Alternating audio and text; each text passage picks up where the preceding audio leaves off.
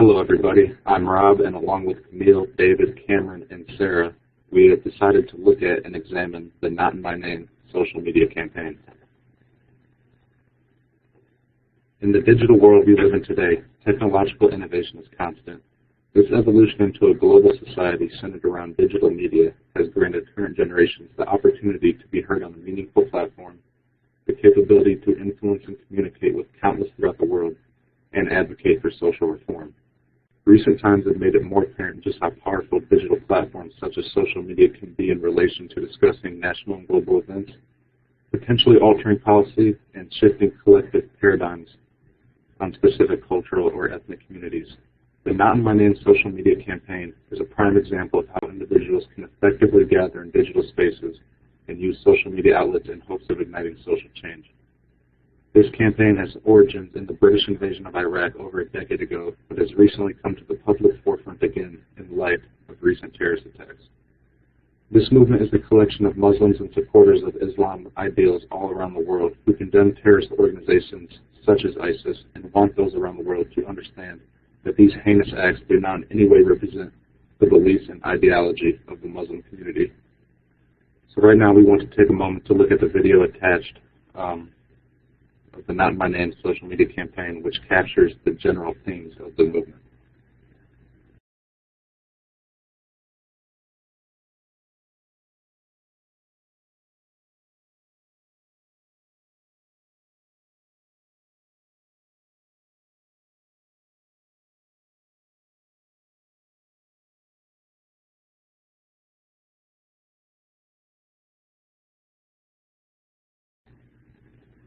Throughout this presentation, my fellow group members and I will look at the social media campaign Not in My Name as a whole, the importance and poignancy of this social movement, key players in its initiation, target audience, strengths and weaknesses, and examine themes of youth citizenship in the digital age.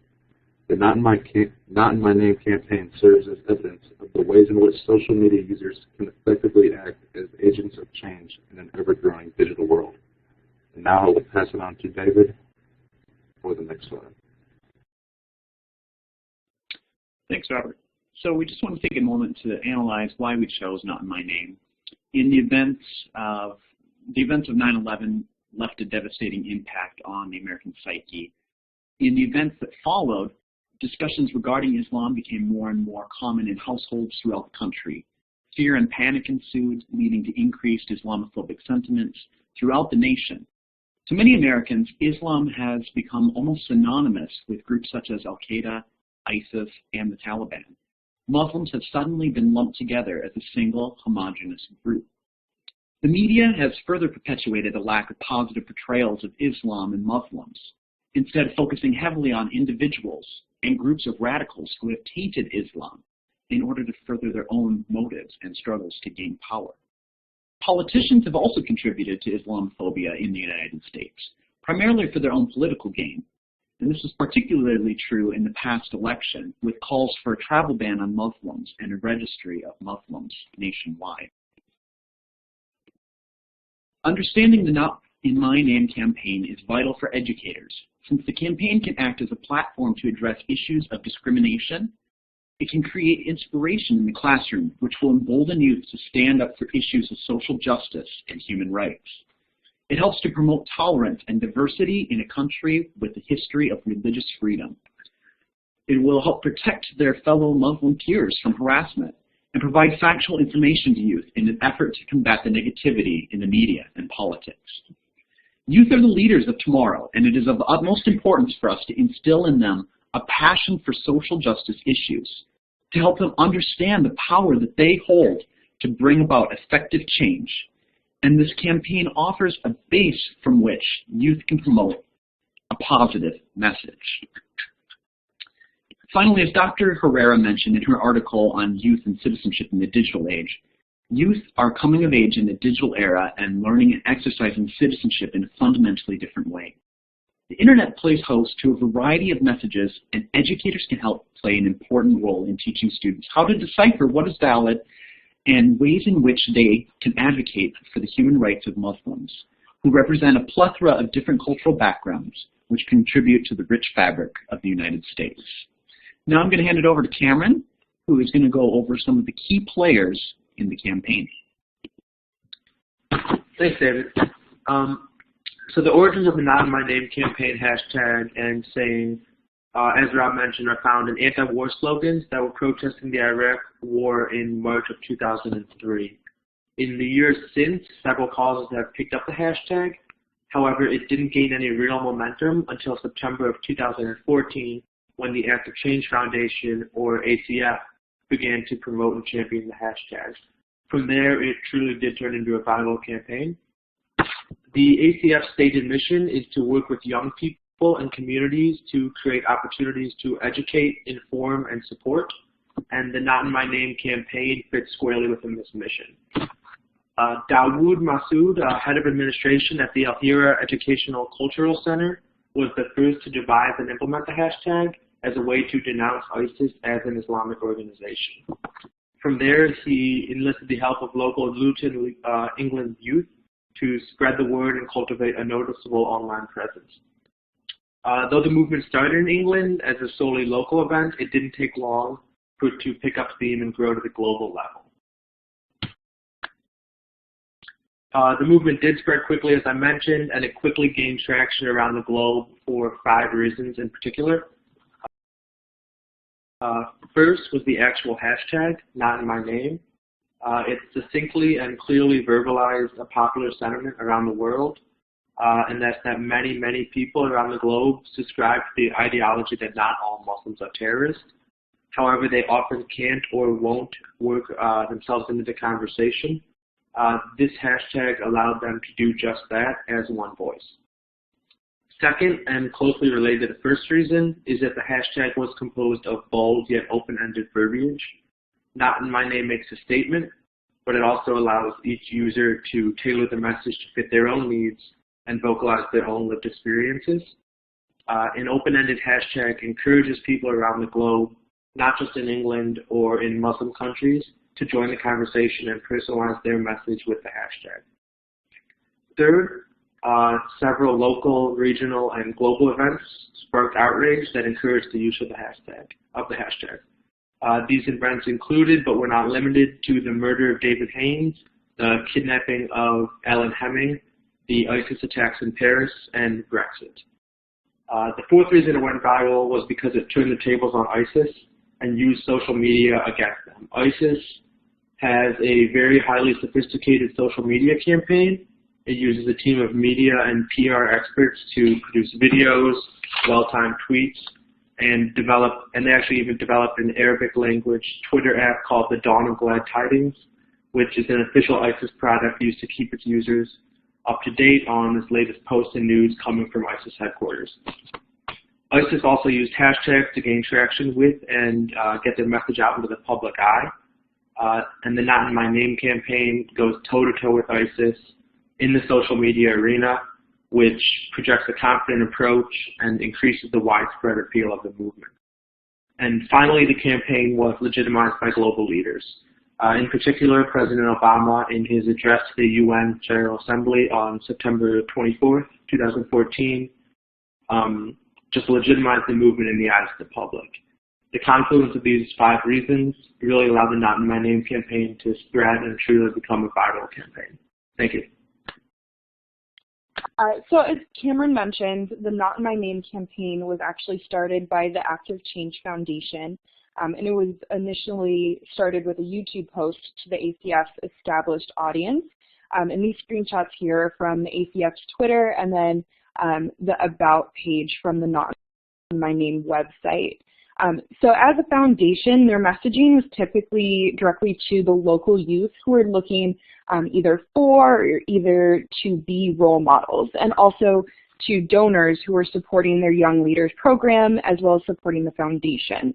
So as the campaign grew in 2014, there was a lot of overlap between the ACF and the Not In My Name campaign audiences, but they did post that their intention with this campaign specifically was really to show people the true face of Islam.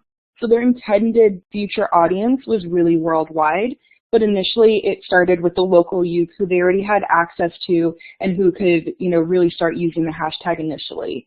They included a direct link on their website and on the YouTube page to tweet the hashtag not in my name. So their first adopters and their initial audience was really technology and social media proficient youth who were probably already involved with the ACF. So this was the initial post on YouTube from September 2014. Like I said, it was their very first one, and so compared to their other social media outlets, this video that they had posted kind of remains still the most formal and the most educational. It was picked up most widely by other formal media outlets, by news sources, by schools and educators in comparison to the other like tweets and Facebook posts. It's also pretty notable that they disabled the comments for the video, which it really just kind of further shows that the purpose wasn't to start a conversation on YouTube, but it still just drove back towards Twitter, towards using the hashtag, and towards posts that would be shared with the whole kind of Twitter universe and the social media world. So obviously the other two big major outlets were Twitter and Facebook. They were both used quite a bit and still are quite a bit used, but they have very different audiences and purposes from each other. So like I mentioned, Twitter, their posts were really aimed outwards from members of the campaign towards the rest of the world, and it was really going back to their showing the face of Islam intention. And of course, part of it also with the ACF was to provide role models and provide these stand-up examples to the world. The Facebook page was still used in that same way. A lot of the posts overlapped, but it was more so voiced from admins to members of the campaign. So a lot of the posts and a lot of the events were calling for members to further use the hashtag and to grow the campaign and to help their efforts make it really go viral. So a lot of what they were posting were resources and news for members who kind of were already committed to the Not in My Name cause. And so a lot of the audience for the Facebook page specifically was focused internally into the campaign rather than outward kind of worldwide like the Twitter was. And so I'll actually let Sarah kind of go into some of the strengths and weaknesses of their campaigns. Hi, everybody. As you can hopefully tell by now, there are a lot of strengths about this campaign. First of all, there's some longevity in the actual slogan, Not in My Name, having been around since the Iraq War in 2003. So hopefully with those 13 years, the slogan has resonates with a lot of people and has been heard time and time again. This was a very successful viral movement. News and information traveled really quickly, and as my colleagues have said, it spread very quickly worldwide to all 7 continents and has a very high global footprint. As Cameron stated, the tweet hashtags, people were able to personalize them. They were able to share articles, videos, information, and pro-Muslim propaganda and pro-peace propaganda. So that really put a face with a slogan, and I think has hopefully helped fight Islamophobia worldwide. Similar to what Cameron had talked about, these videos and tweets are simple because Twitter only allows 140 characters. It's short and to the point. Typically our videos are also short, so they're easy to watch, they're easy to forward, and make a bold statement with just simple words. Even though this campaign has been widely successful and has many strengths, there are a few weaknesses. As we all know, social media has its downside, and some of those downsides are it can be short and sweet slogans often lack content. So it's not always the best way to spread accurate information. We all know about trolling, and as our colleagues have said, some videos have disabled comments from the videos, but those that do have comments sometimes encourage hateful responses or uneducated responses. Social media sometimes does not foster dialogue, but can be reactive instead of conversational. So that is a weakness of social media. And also anonymity has strengths and weaknesses in social media. Anonymity in social media promotes participation. Some people that would not be comfortable participating in political movements have the freedom to do so under an anonymous name, but that also is a weakness because sometimes people say things that they wouldn't always say in a face-to-face conversation. As some of my colleagues have stated, the successes have been huge. This campaign has offered Muslims worldwide an opportunity to express their opposition towards ISIS. It's given them a sense of community and unity for their religion and their community, and to fight against terrorism and hate that they feel does not represent their religion. It's promoted peaceful activism. And in my opinion, anything that promotes peace and tolerance and goodwill and open-mindedness is a success. Another issue is that this social media campaign has used the tools that typically ISIS uses to promote their propaganda. They use social media and video games and well-timed tweets and videos to promote their agenda. And our Not in My Name campaign has used these same techniques, but to promote the opposite agenda of peace and tolerance. As our colleague Cameron stated, this garnered even more worldwide attention when President Obama recognized this campaign in 2014 to his meeting of the UN General Assembly, and also encouraged Muslim youth worldwide to continue to unite and fight against the terrorism of ISIS. There are some criticisms of the campaign. Along with the Not in My Name tweet, there was actually a criticism reaction, a counter hashtag called Muslim Apologies. And this countered a lot of the Not in My Name tweets because people thought it was silly to ask Muslims to apologize for things that jihadists were doing. And they said things like, are Christians expected to apologize for the acts of the KKK? Every single religion has extremists attached, extremists in their religion, and we should not have to apologize for the acts of just a few. And you can see some of my tweet posts here in the screen. There's an apology for Muslim apologizes. Dear Muslims, you don't have to apologize. We know terror has no religion and we still love you. This second tweet here, I'm sorry for coffee, checks, parachutes, chemistry, inoculations, soap, shampoo, cameras. And then t-shirts that were going viral. I'm Muslim and I'm sorry for everything in the past, present, and future. So that was the criticism of the campaign. All right, now on to our next colleague for youth citizenship in the digital age. Thank you, Sarah. The rapid ascent of technology in our world and the ways in which digital media affects global power structures and networks has allowed millions to become informed on world issues, mobilized, and capable of generating sustainable change. Global youth have historically been marginalized and largely left out social and political decision-making processes altogether. However, digital media outlets now allow for minority communities who are normally politically powerless to have a voice and express socio-political ideologies. The rise of social media has created a new digital world, one that promotes ubiquitous connectivity among users. If we just take a moment to look at this graph to the right, it really highlights the power and reach of social media. I know it can be hard to see from here, but it took radio 38 years to reach 50 million users worldwide, TV 13 years. However, for Facebook and Twitter, it took only 1 year and less than 1 year, respectively, to reach 50 million users worldwide. Billions of individuals spanning the far reaches of the globe possess access to and frequent social media sites such as Facebook, Twitter, and YouTube. This instantaneous connection to billions of others allows for the rapid spread of information on social issues and the mass dissemination of ideals and beliefs surrounding these topics. The power of social media is unquestionable. Ultimately, it is up to us how we harness this power.